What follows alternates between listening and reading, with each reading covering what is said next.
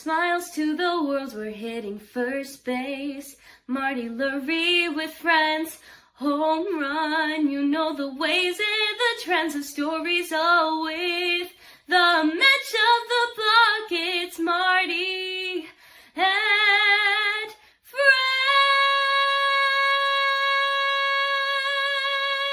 Marty and Friends.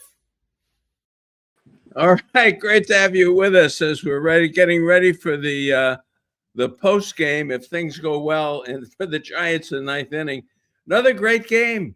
Well, what a weekend series this has been.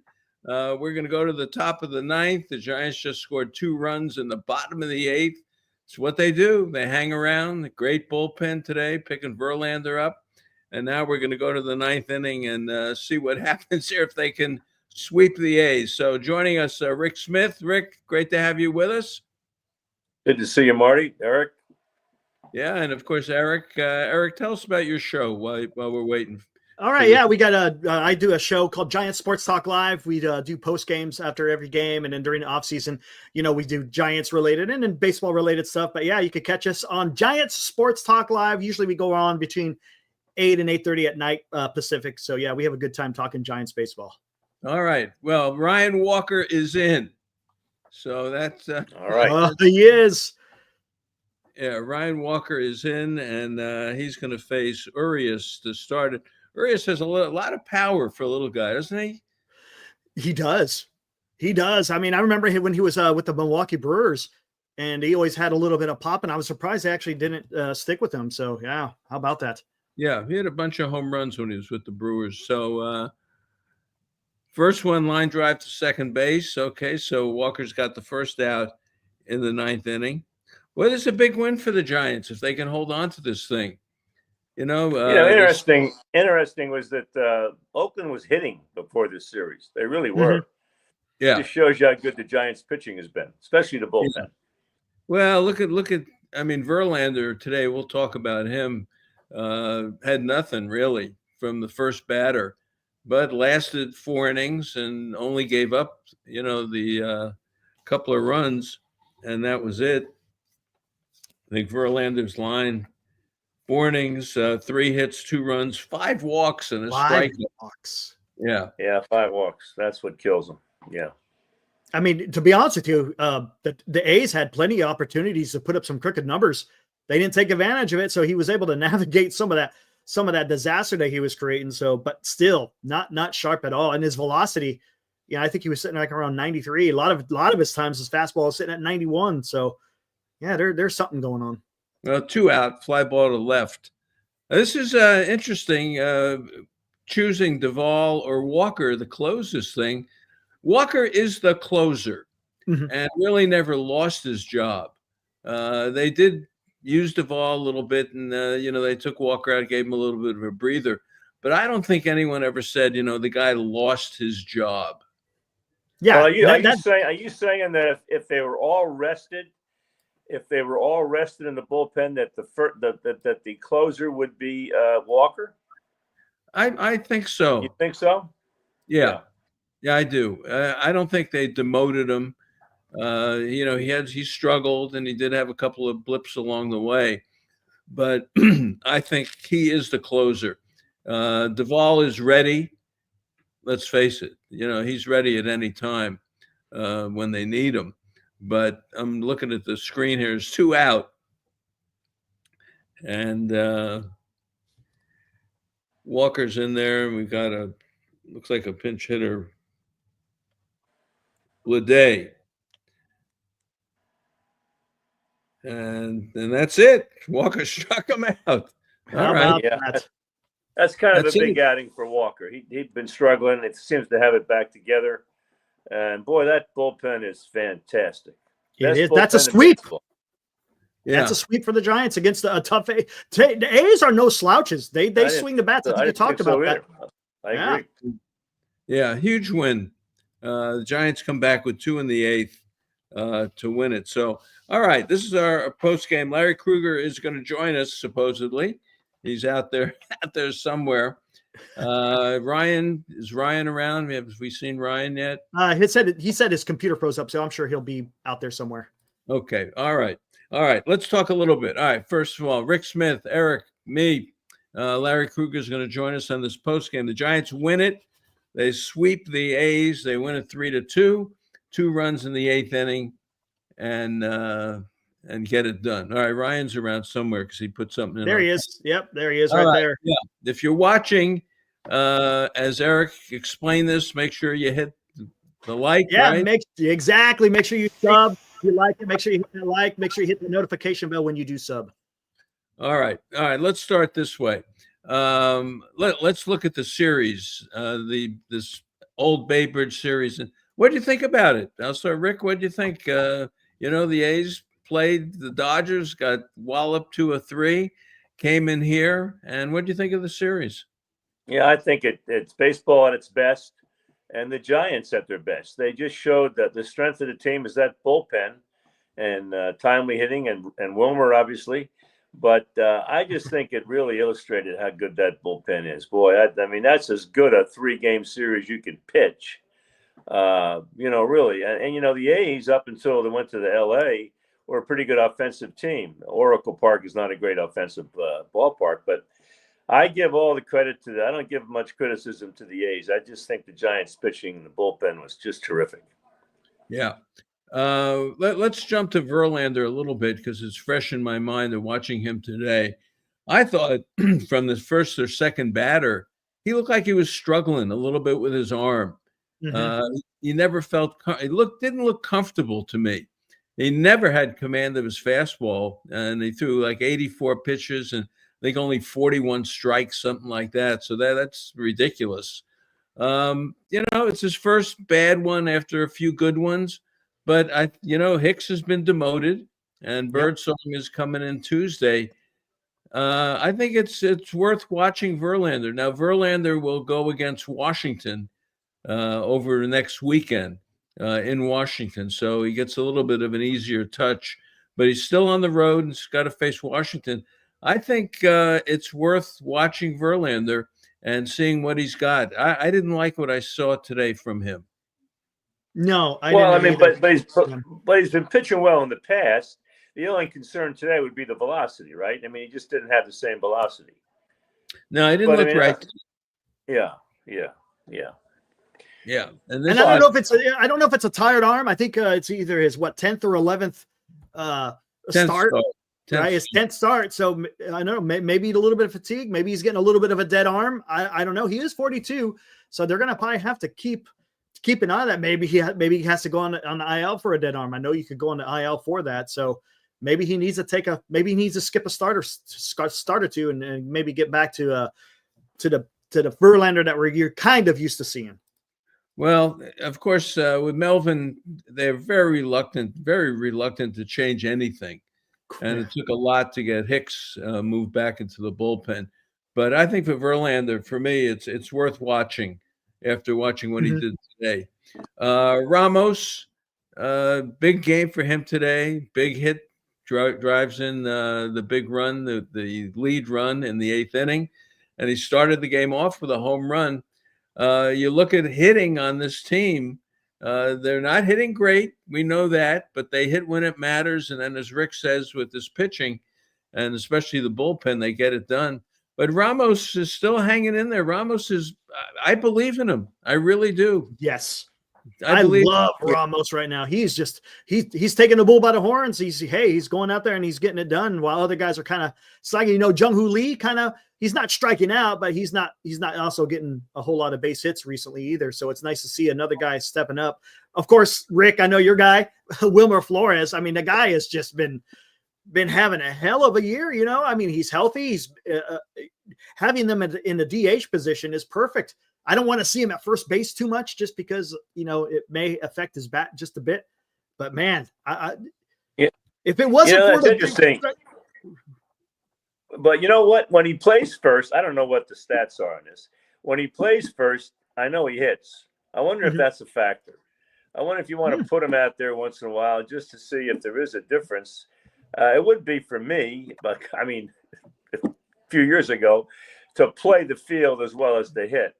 It just seems to be a different brand of baseball. But, I think you mentioned, Marty, you mentioned Ramos. Yeah, you can make the argument that he's the best all-around player. I mean, he really plays good defense. I mean, he wasn't playing good defense for a while, but he sure is now. And he hits. He can run. Yeah. He's a good player. And he doesn't strike out as much as Chapman does and as much as Adames does either. Yeah. To take this one apart, first of all, for everyone joining us, I know we're on Larry's channel as well as ours. Larry is en route, should be with us any minute to talk about this game. But for me, Ramos leading the game off with a home run was huge. Getting the big hit in the 8th inning is huge. Defensively, he has a little trouble with the wall. Either gets too close to it. Something happens around the wall with him. He comes in pretty well, and he'll dive and make the play. Not much of an arm, really, as I say, in the outfield. But that bat, for me, and I've always liked it. I've always liked his bat speed. Ramos, for me, is the real deal. Huge today. I want to, again, take this game apart. So people who are just joining us, maybe you watched the game, it looked like the A's were in charge 2-1 in the 8th inning. The Giants did their patented rally to come back. But it started off with a triple by Lamont Wade into Triple's alley. And everyone's been yelling and screaming about Wade, and he's still hitting about 150.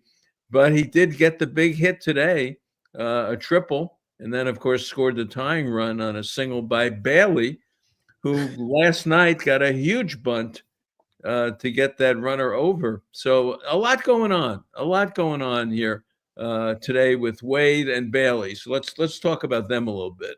Absolutely. And Dan, he's chiming in saying who had Wade and Bailey as the two guys that come through in the clutch, right? And that's what we're getting ready to talk about. Yeah, gosh, you watch Wade and again Bailey, and you're just like, what's going on with these guys? Normally in the first half, Wade, for the most part, usually he's an okay bat, right? He's going to draw a walk, and usually he bats 250, and he's gonna do something for you. And Bailey is usually pretty hot in the first half of the season. Doesn't even have a home run yet. So it was nice to see these guys, break through and contribute to a victory for the club. Well, Bailey had a huge bunt. Go ahead, Mark. Yeah, I was just saying, Bailey last night, that bunt. If you watch other people bunt, they stab at the ball. They don't want to bunt. They don't want any part of it. This guy got low, got in like a squat, got the bat steady, and just laid down a perfect bunt. That was good. That was good baseball from Bailey last night. I want to make sure we understand that. Yeah, and that was a good bunt. And I don't even think it's worth anguishing about Bailey's offense, because it doesn't matter how bad he could hit 50 and he'd still be the catcher. I mean, they're not going to make a change on Bailey because of his defensive prowess. It's not going to happen. With Wade, they do have some options, and that was a key hit today. That triple to lead off the inning, I remember, right? So and that's really that's a big hit for him. So I think the only position that they could do something about would be first base, because I don't know about anybody else, but I love Fitzgerald and Adames. Of course, you're not going to make any change in Chapman and Ramos and Lee, and Yastrzemski's playing better than he ever has, really. So the only discussion point, I think, offensively is Wade at first base. Today was kind of a positive sign. Yeah. And this Encarnacion, if his finger hurts, if it's not healing completely, he's supposed to come back on the 23rd. So we'll see if that happens. But for Wade, the guy, look, he's got a track record. He does have somewhat of a track record. And if he can get loose and give him at least some, he doesn't have to hit with power, but just get on base the way he used to get on base, it'd be huge for him. So for him to come off the bench today and get a triple, I thought was a big one. And there's the star of the show. All right. Great to see you. Larry, how are you? Hey, I'm sorry I'm a couple minutes late here. Just I didn't get the link, but I'm here, and it was a good game, and it was a great sweep. The Giants are pitching well. Yeah. It is tough watching Bailey swing the bat. I'll say that this year, but yeah, it was a great series. It was a great series for the Giants. I mean, I was anticipating a more painful series. I thought an A's team was going to come in and swing the bat better than they did. They got a lot of good-looking young players: Butler, Wilson, Soderstrom, Langoliers, Kurtz. I mean, it's a good-looking young team. But the Giants totally dominated. The Giants pitching staff dominated the series. Yeah. Look, Roop pitched really well. Yeah. Last night, that was the best Roop has pitched, and they like him. They're not ready to bounce him out of this rotation yet. Roop pitched a nice game last night. Before you got here talking about Verlander, he really struggled today. And I don't mean he just got hit a little bit. He didn't look right to me today. He had no command of his fastball today. So I think Verlander, he's 42. You don't know where it's going completely. He's pitched decently so far. But today for me is one that I'm going to watch a little bit more to see what goes on with him. The guy Friday night, and I don't think he gets enough credit, and that is Logan Webb. Logan Webb is a different pitcher this year. He's throwing that four seam, and not to get technical, but he's throwing the ball higher. Get my hand there, higher. The sweeper and all that other stuff. Logan Webb to me is a number one right now. I don't see anybody blasting him. And I think when you look at the rotation of Robbie Ray and Logan Webb and whatever Verlander is going to do, and you get in there with Roop and now Birdsong coming in, the rotation's okay. Rotation's okay. Probably better than okay. And they've turned it into a 6-inning game. This bullpen last night, last night to watch Rogers throw 4 pitches. Randy Rodriguez is fabulous. Duvall is back to being Duvall again. Walker pitched well. Bevins gives you the 2 innings when he's got to do it. Miller did a good job. I think the pitching is really significant right now. It's only 46, 47 games, whatever it is. But the pitching for me is really the story. When you look at the rest of the league and you look at the trouble that they're having, look at the trouble Arizona's having. San Diego pitching is still pretty good, but the Phillies lost Alvarado today to a suspension. Right. And the Cub pitching is not great. The Met pitching is not great. I think the Giant pitching could be kind of the best in the league right now. I don't know. Would you guys say the bullpen's that much better now with Hicks in the bullpen? Well, I don't know what they're going to do with him. I'll throw it to Larry. What do you think? Well, I mean, it's hard to know where they're going to utilize him, but yeah, I mean, if you shorten him up and he's throwing 103 miles an hour or something like that, yeah, I mean, I like that. I like Hicks in the pen. I've been calling for that since I was down there in March.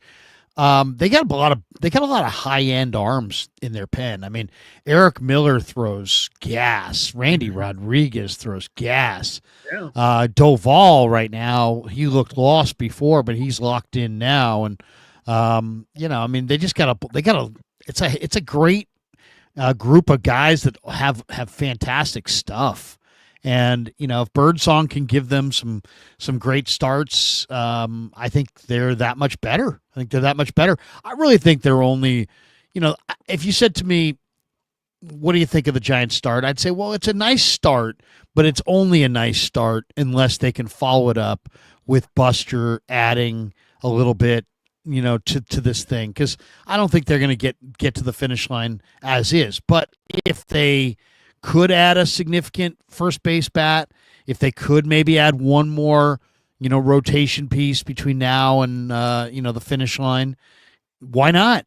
Why couldn't the Giants do what the lack of offense is? There's at least 1 or 2 days a week where they just look anemic, and there's certain kinds of games where they just can't score, especially at home in these West Coast night games. They can't outscore 6-7 runs in those games, so they have to keep you down to win. But they're playing pretty good defense. The bullpen's really, really solid. It got better yesterday with the addition of Hicks.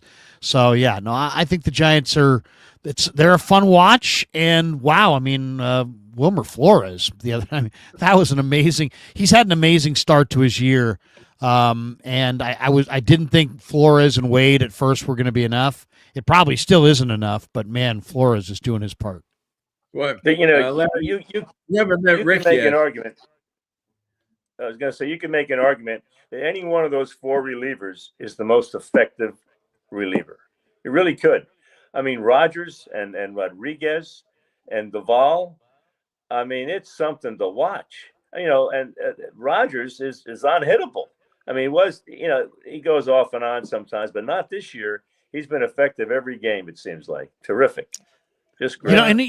One other guy we didn't even mention as a bullpen guy, because I don't think we think of him as a bullpen guy, but the last couple times I've watched Kyle Harrison pitch, he reminds me an awful lot, and I said this to Marty the other day, of Kevin Rogers in 1993, because he's got that same kind of arm angle. It's a kind of an odd arm angle. He throws oddly high velocity with it. He's got, he's kind of a work in progress no matter what he is, right? Starter or reliever. But man, there's potential of dominant relief from Harrison if he could, just get into a rhythm. Yeah. LDO says pulling Verlander after 4 is ridiculous. No. Well, that's what he said. So, we like to give people their say. It was 84 pitches, though. It's a lot of pitches. Yeah. He was and he had no command. From the first batter. Yeah. No 5 command. walks. Yeah. No, come on. That was the time. He labored through 4. Rick, walks. Rick, you don't know. You haven't been on with Larry before, but Rick is a longtime Giants fan. He's a dear friend with Tony Salvador, and we have lunch all the time and kick it around and make all sorts of $5 bets and all that I lose to Rick every year. Losing every year. Yeah. Any friend of Tony's is a friend of mine. I say that. Go. Love Tony. But Rick has been all over Flores. He is the biggest Flores supporter, I think, in the Bay Area. He's been on the guy for years and how good he is. And, of course, this year he's going nuts. But, Larry. Did you see the stat of the day that I think they had in the broadcast that Wilmer Flores has more bases loaded RBIs or something like that than anybody active in the majors or something like that? I saw that. It's ridiculous. Is the guy going to drive in 130? Come on. Well, here's the thing. I understand they're thinking about a statue already for Wilmer. Oh man, they're already calling him the legacy, right? The legacy. No, he just look, fellas. Really, he just gives you. My whole deal about Wilmer is he gives you a professional at bat every single time. Particularly in the late innings, he's thinking about what he wants to do. That, as I mentioned earlier, that at bat last night where he walked, man, that was so compelling to me. Every single pitch, and he was fighting it, and he succeeded in getting a walk. I just thought that was baseball at its very best.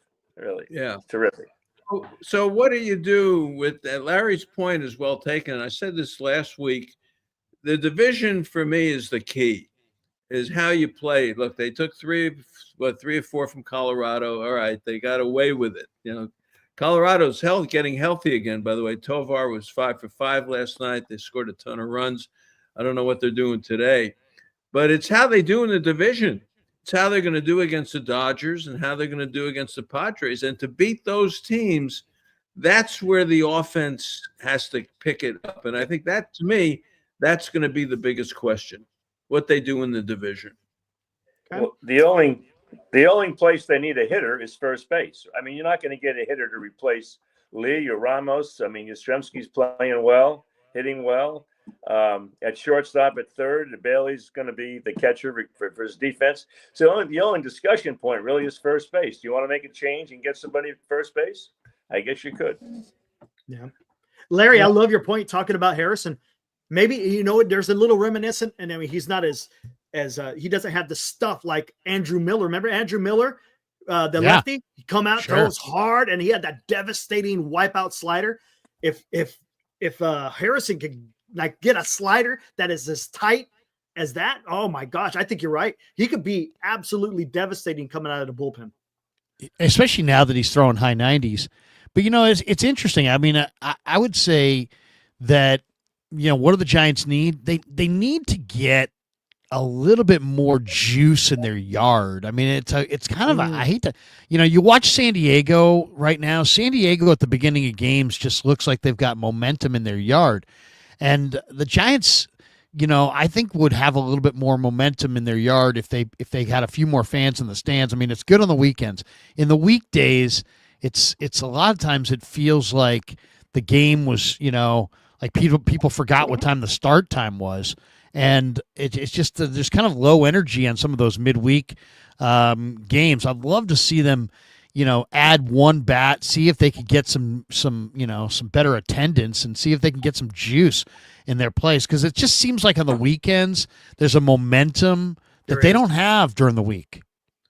Yeah, I'll tell you, I started thinking about Freddie Sanchez today, about Scudero. Maybe we're overlooking second base. You get a guy, a difference maker at second. That could do something. And, Encarnacion, I don't know if he's going to do anything. We don't know. The guy fell out of the Mexican League, basically, and, into the major leagues. Is he going to be able to walk in and hit 25 or something like that? Probably not. But the second base situation, Casa's not the answer. He's a nice kid. He does a lot of things right. He'll lay a bunt down. He'll hit the right field. And, he's a good utility guy. Fitzgerald strikes out a lot. And I'm not sure he's the answer either. Wisely, I think, is finished here. I think he's done. You got to look at second base a little bit. But first base for me, I think Wade is going to be the deal. I don't think they're going to mess around with Wade until they see where they are at the deadline. I don't think there's any preemptive move that's going to be made with Wade. I don't see any preemptive moves with any of these guys. Well, why would they let Wade sit there and just continue to wallow in failure? I mean, I forget what's best for the team, just what's best for him. Don't you think I would DL him and see if I could just get him right? Because, I mean, I saw him in March. His body language was a million times better than it is right now. Yeah. His body language is really defeated right now. I just think, you just need to slow it down for him a little bit. I mean, wouldn't you just want to give him a break, even if it's just to make up an excuse for an injury to let him, get a few extra days off and some hours in the cage or something, because it's just not working. I mean, you're running him out there. You got that triple today, but I mean, you got a single yesterday, but he is just deep funk. Well, who are you going to replace him with? That's the real problem. VR is gone. As soon as Encarnacion comes back, he's gone. Wilmer, you just want to kind of leave him where he is. He plays a little bit of first base. They're trying to force Matos back into the lineup. Matos, for me, unless you're going to commit to the guy and let him play a lot, playing him once a week doesn't work for me. No, it's not good. You don't want to mess around with right field, though, right? You don't want to mess around with Yastrzemski. I mean, I've been very critical of Yastrzemski, but I mean, he's hitting pretty well right now, and he's a good defender. So you don't want to mess around there with Matos, right? Plus, Yastrzemski leads off. Yeah, I mean, he's getting on base, he's getting here and there, and he's not hitting with a lot of power, but who cares? But he's getting, he's leading off. They don't have a leadoff hitter. I bet they talk about Wade every day. I bet Posey talks about him every day. I don't know what they're going to do. Larry's point is well taken. Maybe some sort of a fabricated 10-day DL. I don't know. He doesn't seem like the same. He's not the same batter. Doesn't have the same eye. You get to Wade, you get to Bailey, you get to Fitzgerald. I mean, you're praying that something comes out of that. Yeah. And that's the problem. You got three guys at the end. You're praying that it works out. But with pitching like this, I just think the problem's going to be on the road and in the division. I think in this park, they play great at home. I think they're going to have a big year at home. They definitely have the pitching to win, to be competitive in all these games, because their park is a tough park to hit in. So the games are going to be games that are winnable games for the Giants. So you're right. I mean, they do have the recipe. It's not the kind of park where, you need to score 7 or 8 runs twice a week. You can score 3 or 4 runs every day and win there. Yeah. Ryan, Ryan, I was going to say, Ryan, you can put up some of the questions if you want as we go through it. Larry, I know you got a lot of your fans. Oh, you got one right here. Where is this? Oh, Dan says trade for Rhys Hoskins. Won't cost very much. What do you guys think about that one? Yeah, well, Rhys Hoskins is I'm not sure that's an upgrade on Wade, to tell you the truth. Do you? That's what my concern is. I do think that's. You don't think that's an upgrade on Lamont Wade? Rhys Hoskins, what's he hitting, about 220? But I mean, Rhys Hoskins is Rhys Hoskins. I mean, he's done it before. I mean, the guy's got big time right-handed power. He's got the back of his I mean, Rhys Hoskins. 285. Rhys Hoskins is not old. Rhys Hoskins is 32 years old.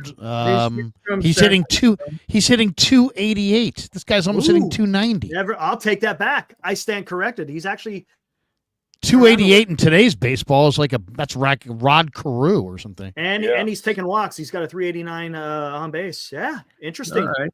Well, all right. I stand corrected. I'll go back on that one. He's having a better year than he did last year. Yes. All right. But I mean, first of all, wait. We gotta back that up a second. This guy has got a 34 homer season. This guy's got a 29 homer season. This guy's got a 27 homer season. He's got a 30 homer season. He's got a 26 homer season. Last year? So I mean, Lamont Wade. What's Lamont Wade ever hit? Oh yeah, he's 10. I think the most he's hit is like. You're looking Rhys Hoskins like Pat Burrell. Just saying, Rhys. We can't say that. We can't. Be like Rhys Hoskins. We don't need him. He's Lamont Wade. Lamont Wade's never approached those numbers ever. No, he could just get on base. Well, is he available? I mean, is he available at this point? Yeah, that's the question. I mean, that's the question. And I don't know. I mean, the Brewers are not a good team, but they're not a bad. I mean, I don't know how they view themselves. Yeah, Brewers probably can use some pitching too.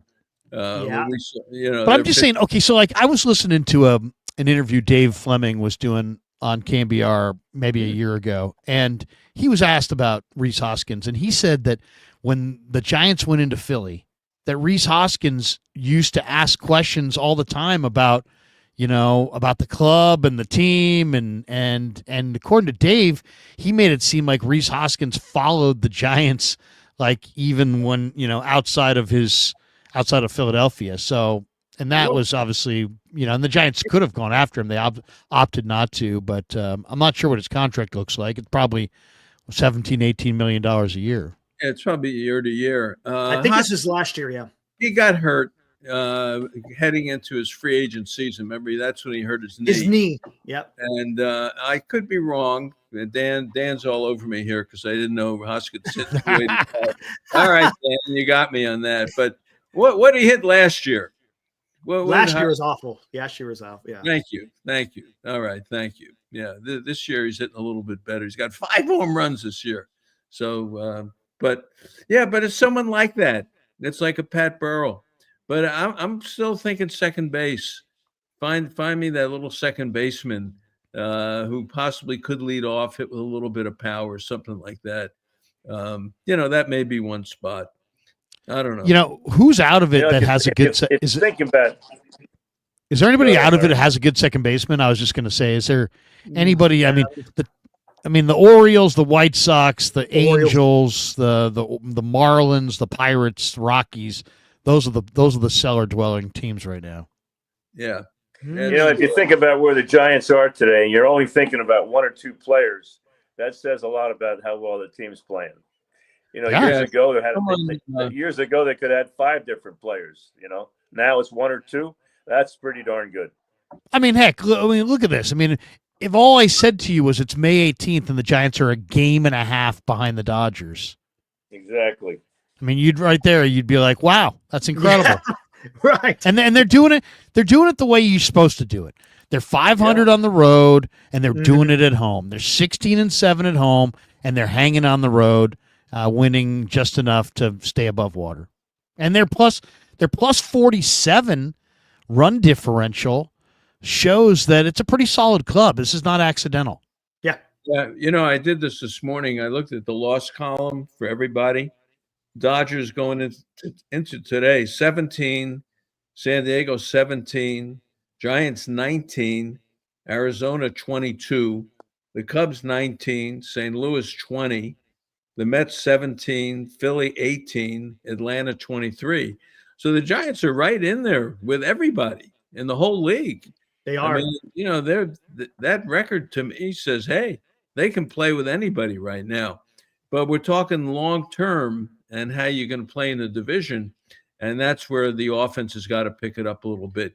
It's tough to win games 3-2 and 1-0, and walk off walks and all that kind of stuff. So I think that's the issue right now, is getting a little better production. Forget about you may not be able to trade for a first baseman or a speedy second baseman who can hit with a little bit of power. But you're looking now at getting production from Adames. Right. Is he going to hit 25? Jung-Ho Lee, as much as we love him, he's down to 270s now. I thought he was going to lead the league in hitting at 360. He was playing so well. Chapman is buried in the 220s down there. So maybe the issue is really the guys who are there have got to pick it up a little bit. And that's a question to you guys. Of that group, who's going to pick it up? Well, I think that, Chapman's got a history. He'll hit 25 or 30. Adames is a little bit of a disappointment, but, he's going to be there all year. You can't do a thing about it. And he's the soul of the team. Let's face it, the soul of the team. I'm not ready to give up on Fitzgerald, though, Marty. I still like him. He does strike out a lot. But I'm not ready to move somebody else in there because I think he does play pretty good fundamental baseball. Yeah, I'm not ready to give up on him at all. But if I was thinking, if you can give me a guy like a Freddie Sanchez or a Scudero or something like that, that may be something that could help the batting order and move the line along. Well, I mean, the nice thing here is that, in Fitzgerald, he represents a guy that could, if you did find a player that was really good at second base, that he could be your super utility guy.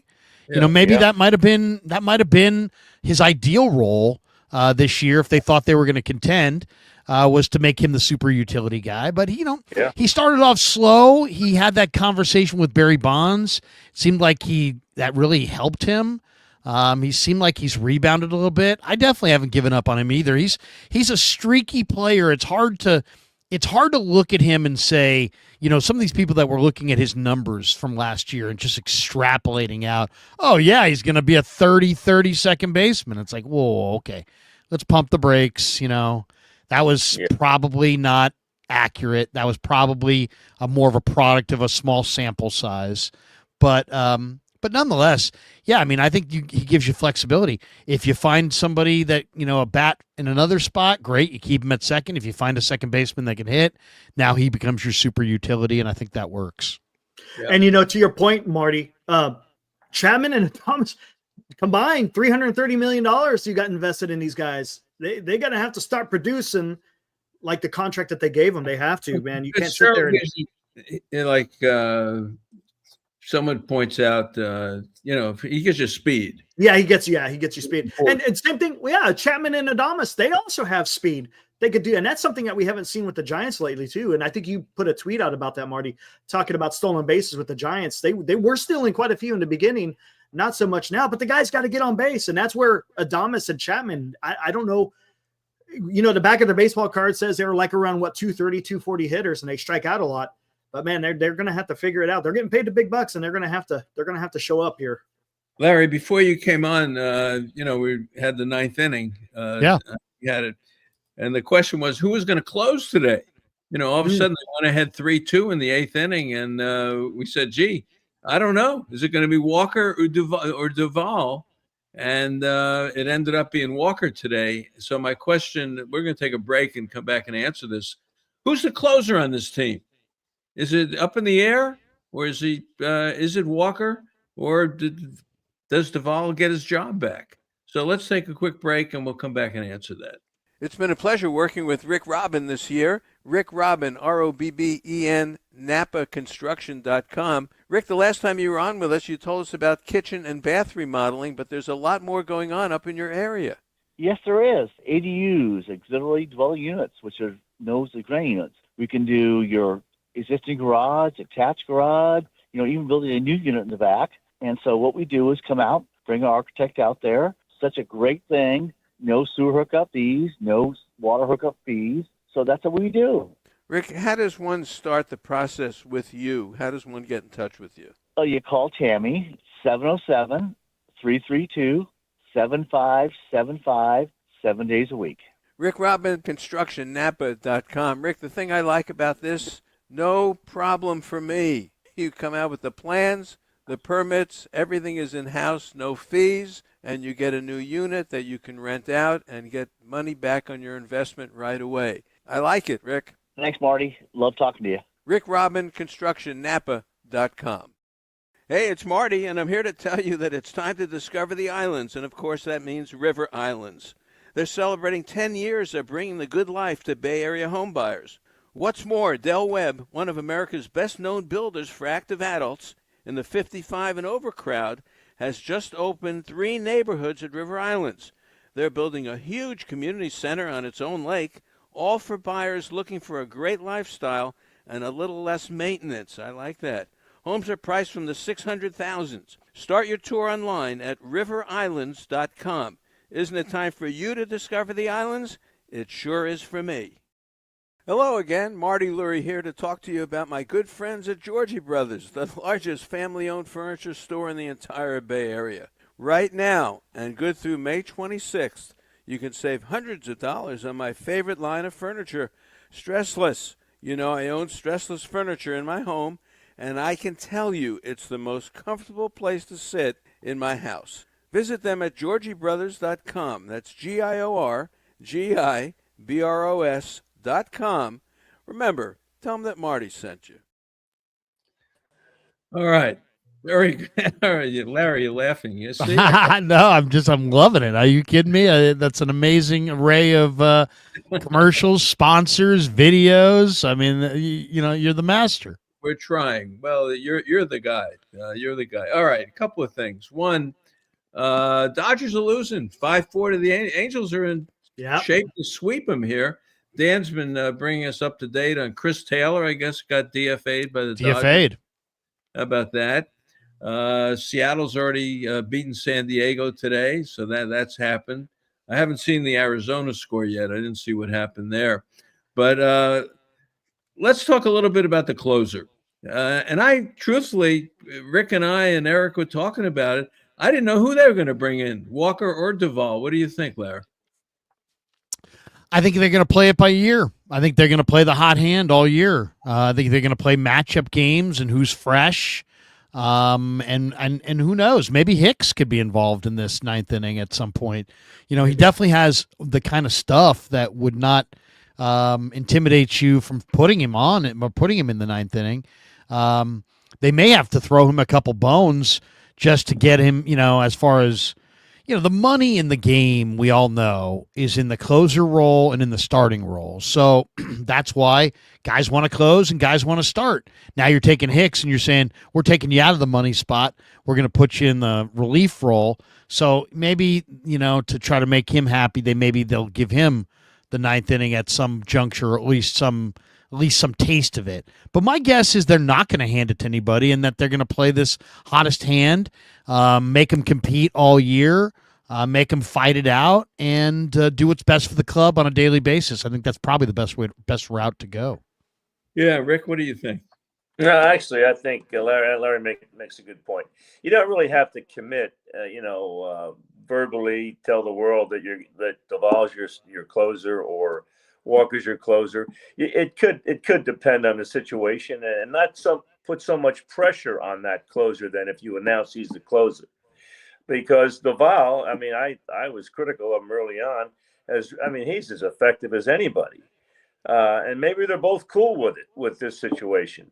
Usually you'd want to know where you're pitching. I understand that, and that kind of is important. And certainly that's where you have Rogers. He's always going to pitch in the seventh or eighth. But I don't think it's a bad idea to let things play out. Yeah, I think it's Walker. They just haven't demoted him, and he went into the year being the closer. And I think it's him. Now, if he's got to go 3 days in a row, then Duvall gets the 4th day, or Duvall gets the 3rd day. I think that's it. But I think if there's a game to be won, unless something crazy is going on with Walker, I think Walker's the guy. And it's to a point. Sometimes you can win the game in the 7th inning. Remember, and I talked about this on the show the other day. Remember the 2014, 2015 Kansas City Royals? They had that 3-headed monster, Herrera, Davis, and Holland. And it's like they had the lead going into the up as a win. And that's something that the Giants could do here with the types of Hicks, Duvall, Walker, and then you could throw in Randy Rodriguez and Tyler Rogers. I mean, one thing, Tyler Rogers, he's getting the strikeouts. Normally he's not a strikeout guy, but he's been chalking up the strikeouts lately. So the Giants are sitting pretty. I like where they are with the bullpen. And if you want, I mean, this is something we'll maybe get a little ahead of ourselves. Maybe trade deadline. Maybe that's something that they could deal from since they have so much depth. Dodgers just picked up. I saw Lou Trevino. Trevino. They picked up Trevino. One other name that I'm seeing out there, and I thought of this guy in spring training when I was watching Colorado. What do you think of Ryan McMahon? I know McMahon's a third baseman, but there's a lot of talk right now that the Cubs and Dodgers are kicking tires on with the Rockies on Ryan McMahon. And I know there has been times where he has played second base. Now, there's also been times where he's hit. I know he's hitting about 210 right now, and that's not good. But I always felt he was like a really solid player. I think he might just be stagnating in the kind of wallowing in the negativity of the Rockies. He probably just needs a change of scenery. Ryan McMahon's not old. I know he's more of a third baseman than a second baseman, but if you felt he could play second, he might give them, even though he's not hitting right now, he has hit in the past. He's the kind of guy that might hit in the future. Yeah, I like it. If he can play second base, he's a big guy. It'd be like LeMahieu or a guy like that at second. But you put his bat into the lineup as a left-handed hitter, which they can use a left-handed hitter. Isn't McMahon, he's a lefty. Yeah, he's the kind of guy that can knock it out. I like him. Yeah, I like him. That's not a bad call. One of the stats they showed today or they were discussing today on the broadcast was the Giants this year are 24-9 against righties, but they're only 3-10. I guess now today 4-10 against left-handed starters. Why are they struggling so consistently against left-handed starters? Well, it's hard to understand. Hard to explain. I have no idea. Well, Ramos, it's the top of the order, can hit a little bit, but Adames and Chapman probably are not picking it up where they should. Right. And Lee is going to get neutralized a little bit by a left-hander. So Flores, again, he went through a tough spell, a few weeks ago. He had slowed down a little bit. So maybe it's from the right-handed side. Bailey can't hit from the right. Look, Rick, the guy's not going to drive in 150. It's you mean Wilmer? Yeah, he's going to slow down. Get the statue ready. Statue for well, Wilmer. he's great against lefties. I mean, he's not their problem for sure against lefties. Ramos too is. But I mean, I'll say this today. How did you put Wilmer in this discussion about not hitting lefty? How is Wilmer? Well, I'm saying there are guys who are hitting the lefties, but the other ones from the right side probably are not picking it up. I would say that to me. Well, like today was a good example. Springs, I thought today, he didn't have great stuff. He just stayed away from the right-handed hitters. He just you know what? I'm just going to pitch away. How many times did you watch right-handed hitters try to pull him and just roll the top hand? I mean, he retired at one point like 15 straight Giant hitters, and he looked like he was, modern day Sandy Koufax, the way he's out there just blowing people away. But it was just because he just stayed on that outside corner and just refused to come in. And the Giant hitters, instead of having a right field approach and really driving the ball with authority the other way, they were rolling the top hand and grounding him out. And why take Springs out? How about that? I know, that was crazy. He Yeah, was that was cruising. weird. He had retired, 20 in a row. It And he gave happens up like one hit. Yeah. this is modern baseball. This happens so much more than it used to happen. This is a product of analytics. This is the Kevin Cash era where, you know what? I've got some data in my back pocket that's going to help me lose this game. Watch. Yeah. You know? Yeah. It's It used to amazing, happen more with Kapler for sure. But Yeah, for sure. if Kapler was there this year, are you telling me Yastrzemski would be playing this much? No, No way. No. Nobody be Because playing this much. He's hitting No. differently.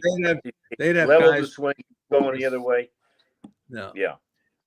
No way. But I'll tell you, what did you think last night, Larry? Because we haven't talked about it, and Rick too. And Rick, I'm afraid to ask you the question, but walking Yastrzemski to get to Flores. Oh man. I was laughing my ass off watching that. I'm like, you got to be kidding me. This guy is the hottest guy on the planet, and Miller had the stat. I mean, he's got more bases loaded RBIs like since he's been in the majors than anybody else in all of baseball. So it's like how could all analytics is data. How could you miss out on that data point and ask and basically ask your pitcher, beg for your pitcher to get Flores in that situation? I mean, that almost was like managerial negligence. Well, that was classic. That was classic Kapler. And then he loaded the bases, putting more pressure on the pitcher.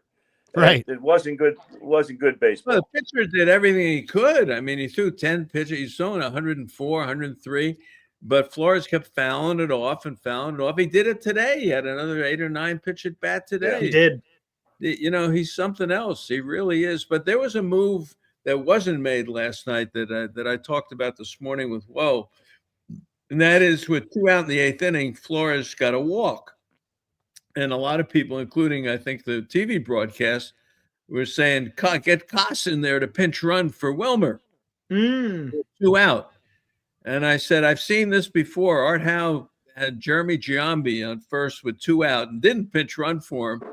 And Terrence Long hit the ball in the right field corner, and Derek Jeter made the flip, and blah, blah, blah, blah, blah. And, the A's ended up losing. But the lesson is, with 2 out and a guy on first, you don't take out your best hitter. Right. You may need him later on, which is exactly what happened. Right. Now, if the run had gotten to second with 1 out, then maybe you make the move. But Melvin did not make the move. Melvin stayed with Wilmer, and I was impressed with it. The slowest guy in baseball, 2 out. You're in a nothing One game. of the slowest. One of the slowest. Not He one is of the slowest. the slowest. Even Krueger always says No, zero Larry, speed. Larry, the truth is, Larry, Marty is really late to the party about Wilmer. That's the truth. Mark Hill could beat Flores in a race. Okay, that's No. how big. Maybe that'll be the No. new seventh. Maybe that'll be the new seventh inning thing. The Giants will bust out Mark Kenny Hill, Reed- Doug Mirabelli, and they'll race Wilmer Flores around the field. Kenny Reed's But couldn't beat him Melvin, either. Melvin's doing it. Melvin's doing a good job here. I must tell you, handling the bullpen the way he handles it, and getting guys in and out, and sticking with the lineup. I look at the lineup every day. I say, what's it going to be? And I'm so used to Kapler, with guys all over the place. But hey, you look at that lineup every day. If a lefty's pitching, you know what it's going to look like. If a righty's pitching, you know what it's going to look like. I think Melvin's doing a heck of a job. He is, and I think he's trying to get Adames and Chapman, because one thing, they're in the lineup, but you notice they're moving around a little bit. Sometimes they're hitting second or cleanup or 5th or 6th. So he's trying to get those guys going. So I commend him on trying to get those guys going, because they need they've moved Adames back now. Yeah. And and they moved Wilmer up a little bit, but I think Melvin's done a heck of a job here. Yeah, he has. Oh, and there's no doubt. There's no doubt. I mean, and you can't move everybody down, right? I mean, it's like you got a lineup full of guys that aren't really swinging it that well. You can't move everybody down. So you just got to – I'll tell you, I'm going to be very interested to see how Manassian and Posey add to this team. I think I would be proactive. I would – there's no doubt they need a bat now. But I also think they're at a point in their kind of development as a franchise and where they could make a move that's really more about the future. I mean, they've got a lot of nice. I mean, some years the Giants have had, oh, you know what, don't make a move because you're not one move away. Other years they've been like, well, they could really use somebody, but they don't really have anybody to trade. This is the first year I feel like they actually are there and are within striking distance, and they have plenty of assets to trade. It's just a matter of mapping it out and deciding who you want to keep and who you want to move and who you want to target. But I'll tell you, I've been watching, watching the minor leagues for the last month or so, and the Orioles have Adley Rutschman behind the plate, and they have a young catcher from Venezuela named Samuel Basallo, who's a left-handed hitting catcher who's really an offensive player. This guy's a DH, if I've ever seen it. He's a little bit of a catcher, but he's more of a hitter. I mean, the Orioles need so much. It seems like the Giants have enough big-time pieces where if they could just, put a couple of them together, they could probably target a good young player in another system that they want, that they feel like could add to their core and make that move. It doesn't have to be about somebody who's a free agent in 6 weeks or, somebody who's, out of options or something. It doesn't have to be somebody at the end of the road.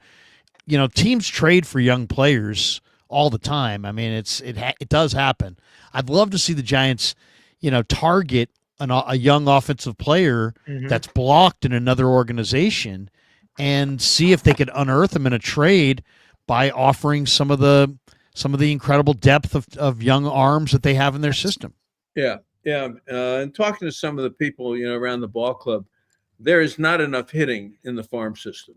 They need some young hitters. Eldridge is hitting the ball pretty well at Richmond, but, he's not really close to being called up at this point. They could use that.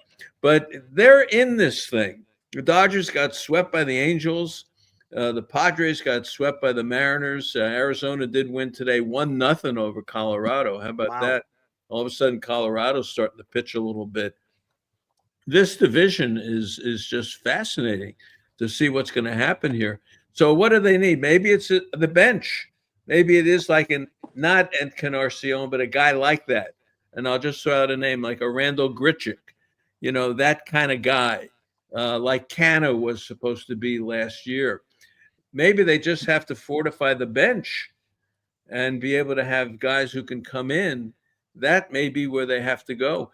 Someone, I don't know if I mentioned, someone said Verlander complained of something physical after the game today. He didn't look right. I'm telling you, I texted Woe, and the third batter said, not good. Said he's struggling. He didn't look right. Well, at the beginning of the year, we talked about how, I know you and I did, Marty, about 15 starts for Verlander to be okay, and he's got 10 or 11. I'm not surprised that he might be breaking down at all. That was part of the bargain when you made the signing. Yeah. All right, let's talk about something else. Look, they're in it. Dodgers get swept. The Giants are a game out. They got Kansas City coming in. They don't hit at all. Again, this is going to be another series where they pitch well. Kansas City does pitch well. Yeah, but their guys are hurt. They got the lefty Bubik tomorrow, then Lorenzen, and they don't even have a pitcher for Wednesday yet. Yeah, so, Lugo went on the shelf. Yeah. So you get Reagans is hurt and all that kind of stuff. Then they go to Washington, so they're in a good position now to actually have a good week. Detroit, maybe another story next week when they're in Detroit. And then they always have a little trouble in Miami. So these next 12 games, I would be shocked if they weren't something like 8-4, maybe in these 12 coming up, something like that. That'd be fantastic. They should handle this road trip and everything else. They should be in good shape. But big news in baseball this week, and Rick has very strong opinions on it. And I wanted to get Larry's thoughts on as well. Pete Rose. Larry, where do you stand on Pete Rose, what Manfred did, why he did it, and where does Pete Rose ultimately end up vis-a-vis the Hall of Fame? Well, I mean, it this always was going to be the result, right? This was always going to be the result. They were never going to let Pete in his lifetime, and it was just that wasn't going to happen. The commissioners, always felt like Bart Giamatti's intentions were for Pete to not be in the Hall, and they were not going to go against Bart Giamatti. They just were not going to do it. Now, somebody got, it's the old Bob Costas line. Somebody got those 4,000 hits. And this is the Hall of Fame. It's not the Hall of Purity. By putting him in the Hall of Fame, when anybody goes into the Hall of Fame, do you feel like that's a statement about their unassailable character? Right. No, right? When you see guys put into the Hall of Fame year after year, do you go, oh, they must be of the highest moral fortitude? No, no. So, I mean, that's not what it's ever been about. So, I think the greatest show that I've ever seen, and I would recommend every baseball fan to go watch it, is Don Van Atta, who used to be an investigative journalist during the Clinton White House, did a show on ESPN for a few years. It was called The Backstory. And he has an episode on there that you can find on YouTube called The Backstory on Joe Jackson. And he went to the Joe Jackson Museum and talked to the curator and really did a deep investigative dive on exactly baseball's stance on gambling initially, through the Black Sox scandal, through the Rose scandal, through the Dowd report, and to the present day. And it's a genius show. It's about 90 minutes. You can see it at, I believe, any time you want. And basically his thing was like baseball, and he summed it up by saying, gambling was baseball's third rail for a while. But if you go back far enough, baseball embraced gambling until they didn't. Mm-hmm. And now baseball shunned gambling until they didn't. And so baseball is all over the freaking map when it comes to their stance and their approach to illegal gambling. Rose knew what he was doing was wrong. He knew it was the cardinal sin of the game.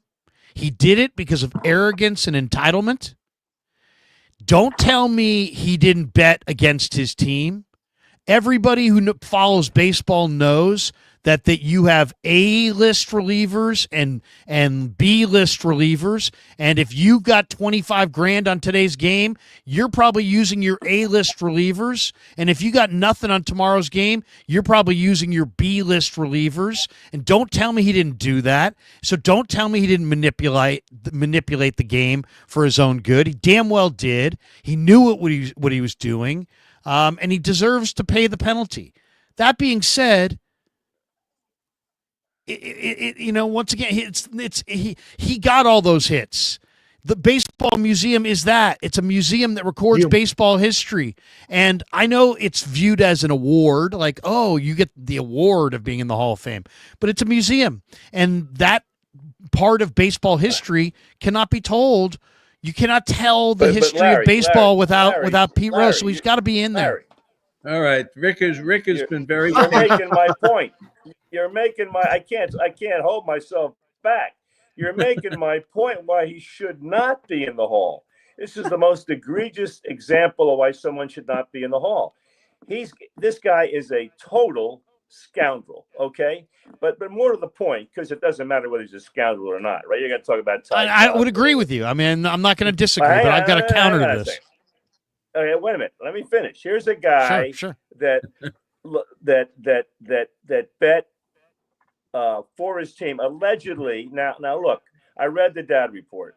It's implied that he bet against the Reds. Wasn't sufficient evidence to put in the final investigative report.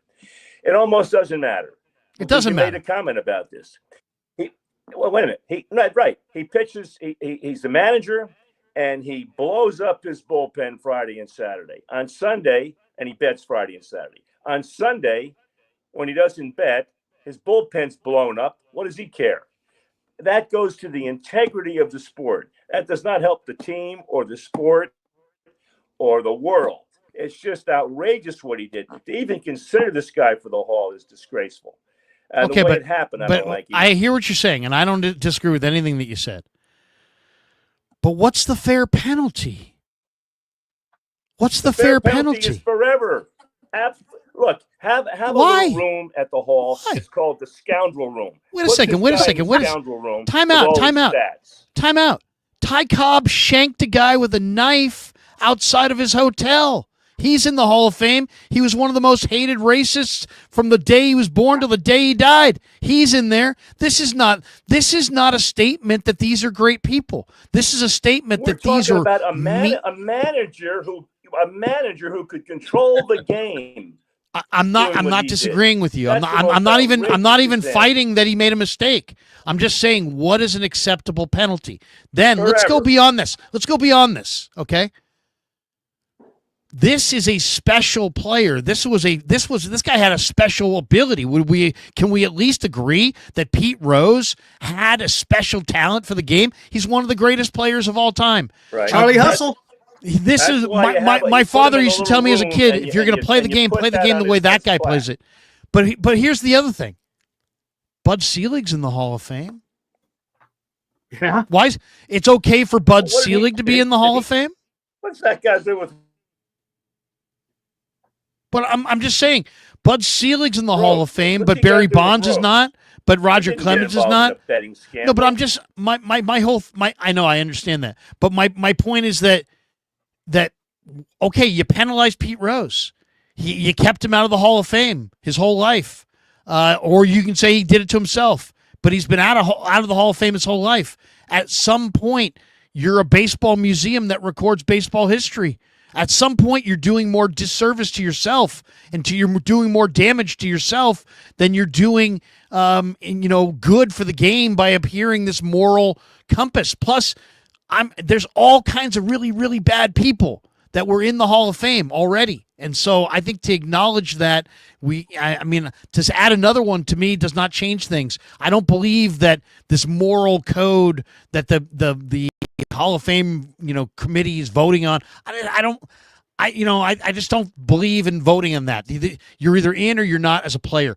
But to me, once Bud Selig is in there, but once Bud's in there, you've got guys, and he won't get in.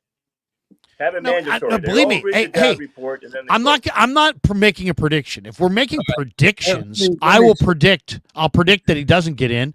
Why? Because it's not the writers that are keeping him out. It's his brethren. It's his Hall of Fame brothers are the ones that are keeping him out. That's why he's not getting in, because the players don't want him in. So he's not getting in. But once again, Bud's not in. But Bud's a used car salesman who probably tricked people out of money for years and years until he had enough to buy a team. How are you comparing Selig with Rose? There's no because Bud Selig lied. Because Bud Selig lied and saw about the steroid era, said he knew nothing about it when he had held meetings about steroids years prior to that. He's been caught in a lie, and instead of being if there was a crooked school, would you blame the students? Would you blame the principal and the administrators? If there was a crooked school, I'll blame the principal. But I'll blame in a crooked school. In a crooked school, I'll blame the principal and the administrators, not the students. The students, in this case, the players. I'm talking about the steroid era, but they were basically operating in a Wild West situation with no rules. Bud knew what was going on, looked the other way, and watched his salary jump to $50 million per year on the backs of that. And now he's in and they're not. And he's a used car salesman and they had special talent. No, as far as I'm concerned, the Hall of Fame has issues. Let me say this. The essential issue is, what is the Hall of Fame? Is it a museum, or is it something that baseball people hold to some high standard that doesn't exist in the world? We live in a world where people get deported overnight and they disappear, and nobody seems to be worried about it. We live in a crazy world. All right, we're human. We're fallible, right? Hall of Fame has always been this little area that we kept sacred. which was ridiculous, but that's what we do. But the point is, it is a museum. It is something that we as baseball fans take seriously.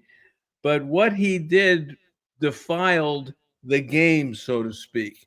But there's no evidence that he did it when he was a player.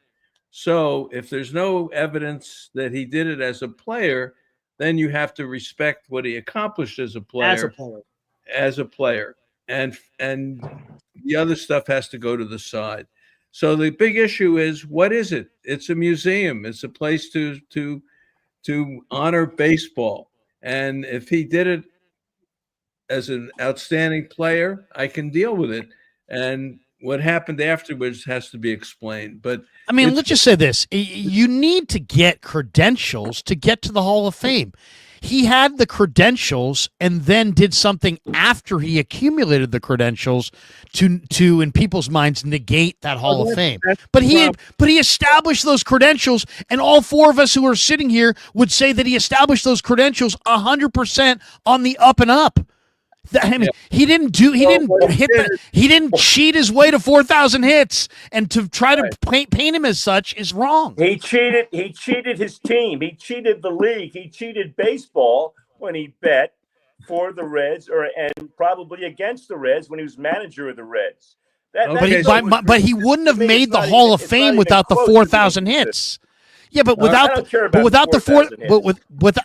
but he's not even a Hall of Fame discussion without the 4,000 hits. Here's what you do, Larry. You have a little room with a key, and he's in the little room at the hall, and it says "scoundrels only." Here's the key. Okay, then I gotta hear your thoughts. He doesn't get to be in the rest of the room with guys that play by the rules. Right. With the great racists like Ty Cobb. You're right. He doesn't get to be in that room. What about Joe Jackson?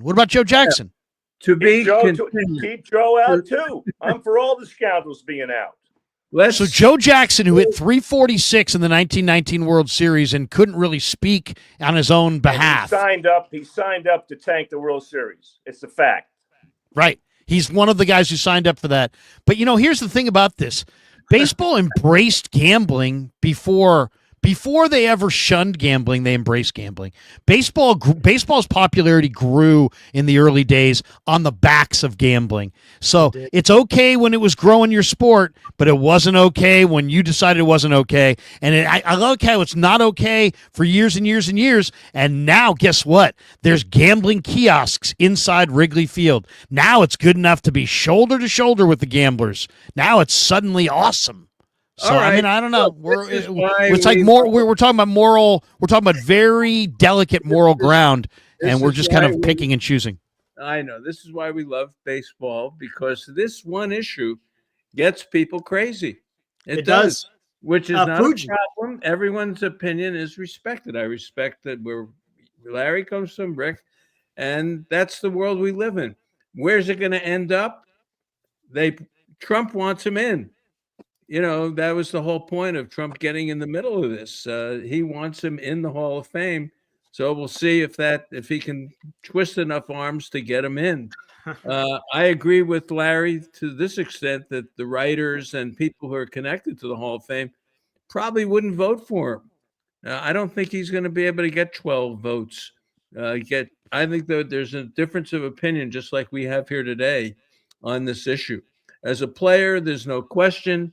But what happened after he was a player, does that exclude him? Is it the award? Is it an honor? Is it this Valhalla? Is it this crazy mythical place that we love as baseball fans that doesn't really exist anywhere in the world, but we'd like it to think that it exists?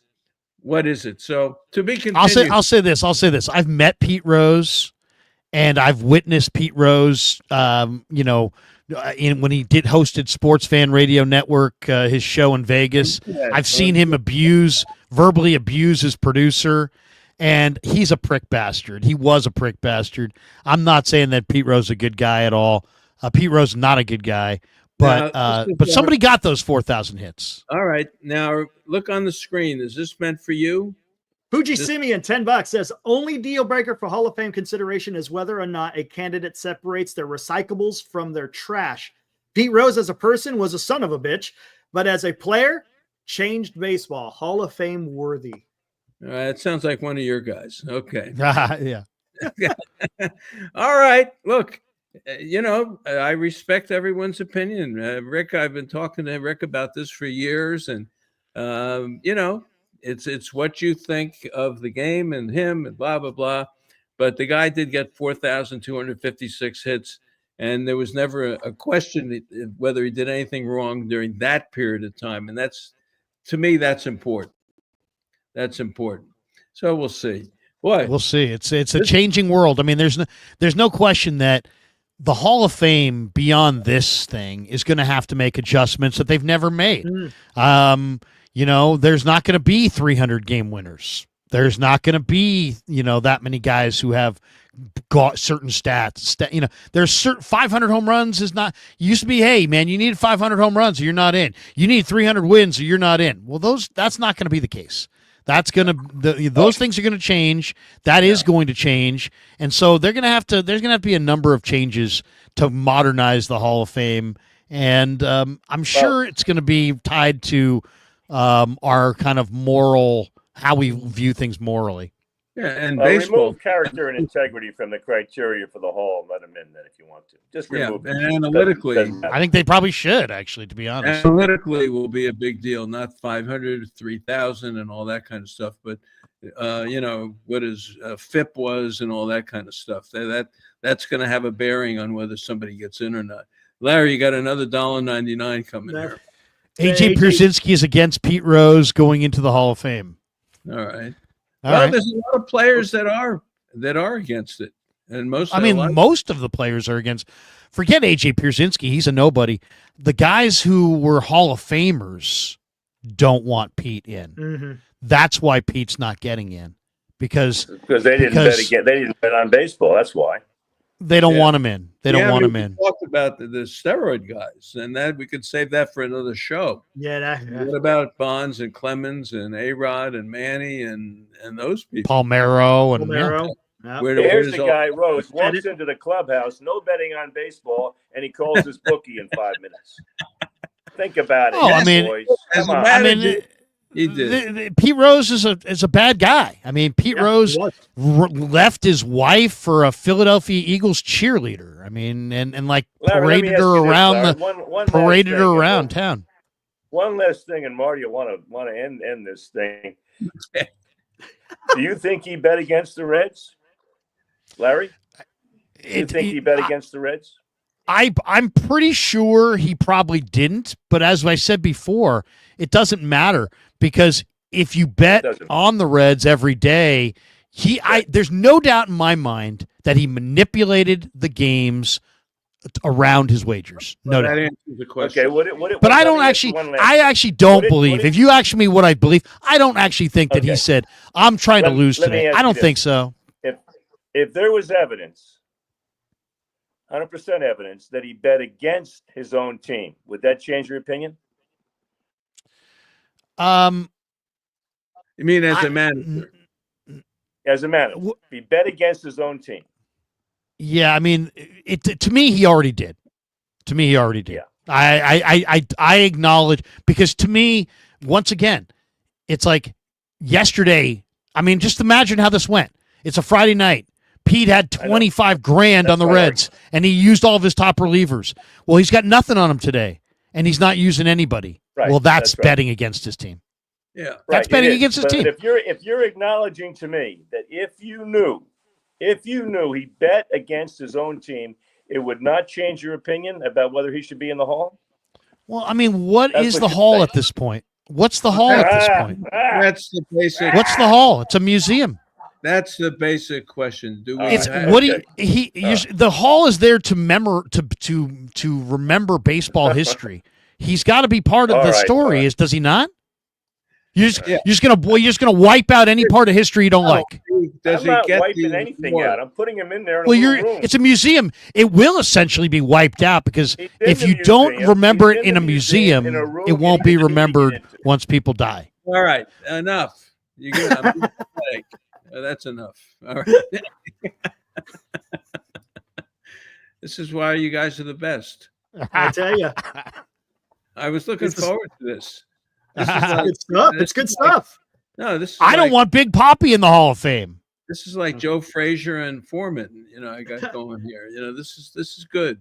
Baseball does this though. We go, it's 6 months. It's so part of people's lives that there's so much investment in the game and the players who have played. It's different than any other sport, right? Yep.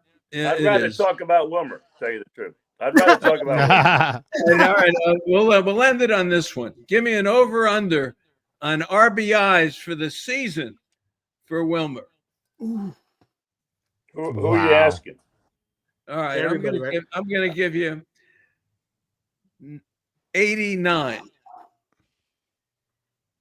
89 for the year. And he's already at what, 40? Where is he at now? 43. 42. 42. No, that's a terrible number. Let me see the pace right now. The pace 42. right now. Wow. Do you know what his pace is? 89. Not even a third done with the season yet. Is his pace? Right. His pace is 145. Yeah. 145. I'll say 89. Over under. I think I'll go over. This is not a bet, I'll go over. Marty. I'll go over. This is not a bet, Rick. No, don't worry. I'm going, this No is not betting. a bet, right? Correct? This is not going to cost you $5. No. I'm going under. Under 89?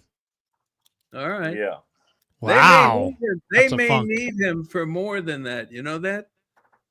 Yeah. Well, he's only the most he's ever had is 70. Give Wilmer a break. I know, but he's already, he's halfway there, and they may need him. Well, I'd love to see him get 100. They may need it. Wouldn't that be something? Look, when you have a team that goes beyond expectations, crazy things happen. And all of a sudden, the guy could drive and have one of those years. He drives in 107. I'm going to say, I'll say 90 RBIs for right. Wow. Wilmer. Yeah, he'll be in the 90s, I think. I think he's going to have a hard time not getting a 90. I mean, they're 46 games in. He's driven in 42 runs in 46 games. And he's playing. Wow. And he's playing every day. And he's not, the only thing that could stop him is getting hurt. Right. Because they Yeah. need him. They need the bat. They need him in there. Yeah. Well, it's good. This is a good start of the season, 40 to, what are they, 28 and 19? And that's crazy, that record. And look at the batting averages in the club. It's not like it's crazy. It's crazy compared to some of these other teams. Well, something special's happening, and it's in defense, and you get into that 6-inning game, and you can win it, and that's what they're doing. But they're going to have to hit. They're going to have to hit more. They're just going to have to hit more. They are. Somebody's going to. I mean, of the guys that aren't hitting, somebody's going to have to rise up. I mean, either Lamont Wade, Luis Matos, somebody, Adames, somebody who's hitting 220 is going to have to finish closer to 270. Yeah, I think Adames has got to be the guy. He's got to. He has to. Yeah, All right. he's the one. All right, very good, Larry. This is great. I like the post game. Oh, are you kidding me? You just don't tell anybody you're on. No, I can't. I cannot tell anyone connected to what that This is all down. This is Been all a down pleasure. low. I can't say it on the air. I'm Been not a allowed pleasure to yelling for 20 minutes. I'm not allowed to say it on the air, but I can say it here. Nice. Yeah, this is cool. All right, we'll do this again. Post games are fun. They win 3-2. Come on, They swept. Swept a good team. They swept a good team, and they swept a good bullpen. And they only allowed 3 runs from the A's. They only allowed 3 runs. And Mark Kotsay helped them a little bit, I must say. Yep. I'm trying to get tickets for the 4th of July weekend up there in Sacramento. Giants roll into Sacramento on Friday night, Saturday night, and Sunday night, 4th of July weekend up there. I want to go check that out. You should have no trouble doing that. Just call them up and tell them who you are. Yeah. I'm going to have to I don't know. Maybe I'll have Rick Robin give him a call for me or something.